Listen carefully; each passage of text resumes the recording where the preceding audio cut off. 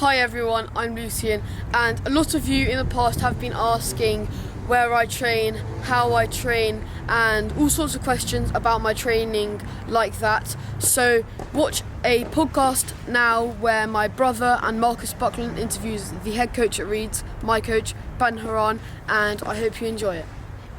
And another question for Ben, have you really ever seen any players that have been homeschooled and really paid the price in terms of not having any options? The game identity, I think seeing that at a younger age is important, and so that therefore if you're doing that, you're also looking past just the players that are necessarily winning or losing. You know, maybe have a smaller player biologically younger than his years, but you see the game style he may have, so you're already starting to work on that, and that becomes the priority. And also the personality of the kid.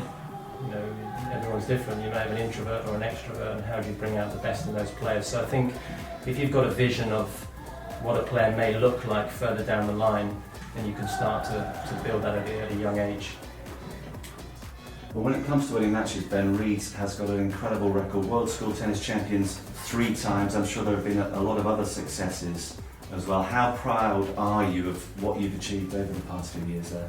Yeah, it's been fantastic to look back on when I started in 04. I mean, it's got very close to my heart, really, because I had so many great memories and experiences there, and it's a big part of my life as a tennis player. So, but it's a number of things. You know, you look back at those team victories we've had. I think Glanville Cup 10 years in a row was amazing. National champions. To see players who've come through the programme, you know, Jack Draper, George Lofhagen, and keeping track of their careers, and seeing Jack at Junior Wimbledon was brilliant.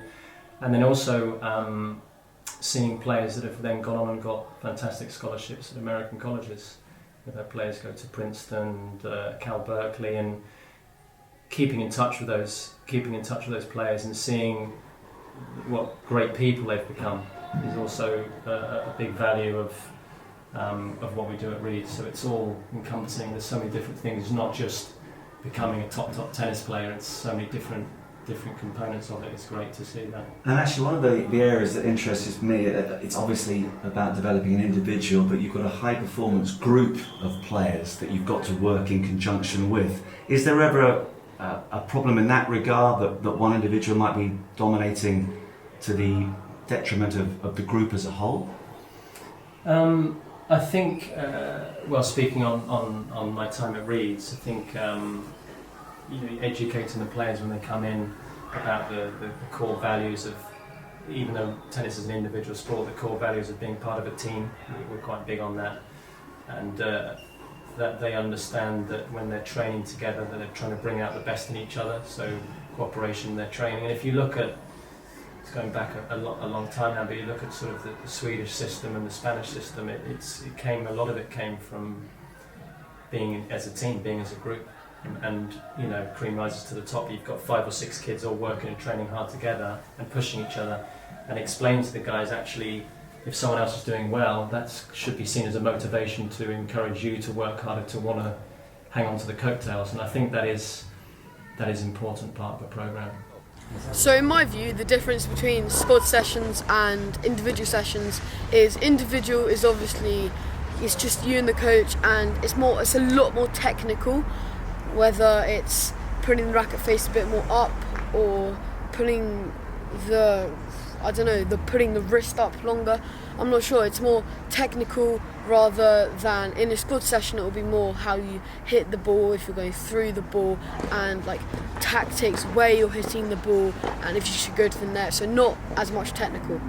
So guys, I think S&C is very important, strength and conditioning, and I do around 5.5 hours a week, and basically it just keeps you fitter, stronger, so you can play tennis easier and you can progress faster. So let's see what Ben has to say about this. And there's 2 areas that I'm particularly interested in, Ben, and we'll find out to what extent Felix is working on these areas. But first of all, strength and conditioning, which seems to me at least to be becoming more and more important. How significant an area is that at Reeds, and are you looking to develop that side of things even further? massively important, as you say, not only men's tennis, women's tennis now. You look at the way the players are moving. I mean, you'd almost say now, it's obviously the elite players, you know, your Djokovic, your Murray, your Federer, who are exceptional movers. Everyone in the top 100 is moving well. You know, you have to tick that box.